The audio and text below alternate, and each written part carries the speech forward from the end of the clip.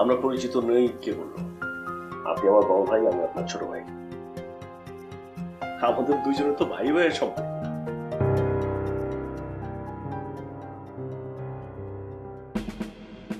হিসাব করে দেখলে আপনি আমাদের দুটো মানুষ।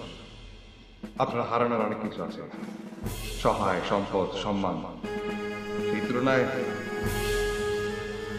আমার হারানো তেমন কিছু নেই। তাই আমার চাইতে ভয়টা আপনার বেশি। শুধুমাত্র ভয় দেখিয়ে সবকিছু জয় করা যায় না মিস্টার।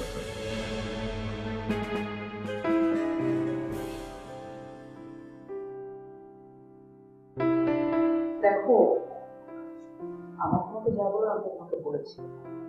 হ্যাঁ, এখন আমি বলেছি দেখলে তোমার যে সেই অনুযায়ী কাজ করতে হবে বিষয়টা তা না।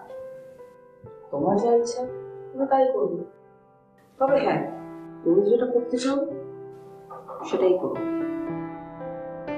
তোমার কি মনে হয় আমি যদি তাকে বাবা বলে ডাকি তাহলে সে এই বাড়িতে থেকে যাবে, আমাদের ছেড়ে যাবে না?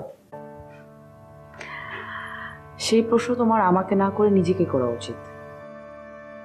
আমার মনে হয় সঠিক উত্তর পেয়ে যাবে। কিন্তু মানুষের জীবনের ভুলগুলো হচ্ছে আবর্জনার মতো। সঠিক সময়ে যদি ভুলগুলোকে ঠিক করা যায়, তার প্রায়শ্চিত্ত করা যায়, তাহলে সব ঠিক হয়ে যায়। কিন্তু যদি ভুল ঠিক না করা যায়, তাহলে ভুলগুলো উপর ময়লা পড়তে থাকে, একের পর একের পরতের ময়লা। তারপর যখন ফাইনালি ঠিক করার সময় হয়, তখন আর ঠিক করা যায় না, কারণ ময়লাগুলো শক্ত হয়ে যায়, আবর্জনার মতো।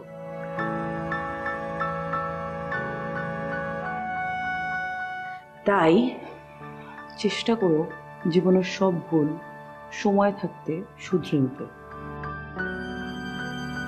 তাহলে দেখবে জীবনটা অনেক ঝকঝকে।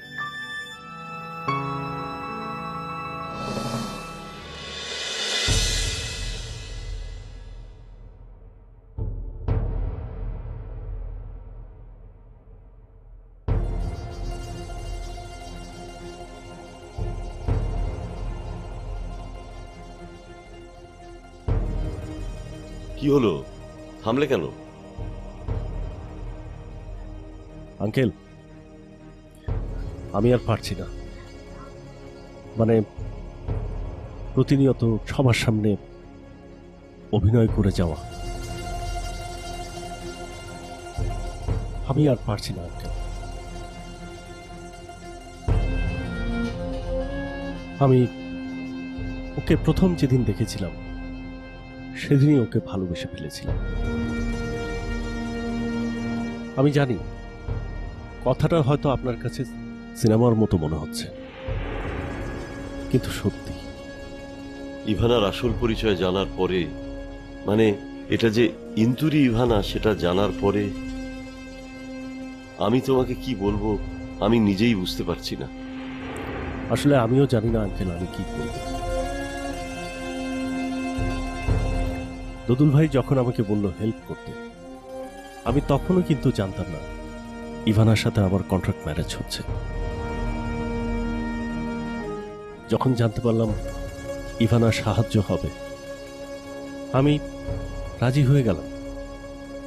আমি ভাবলাম হয়তো দুজন দুজনার আরো কাছাকাছি আসতে পারবো।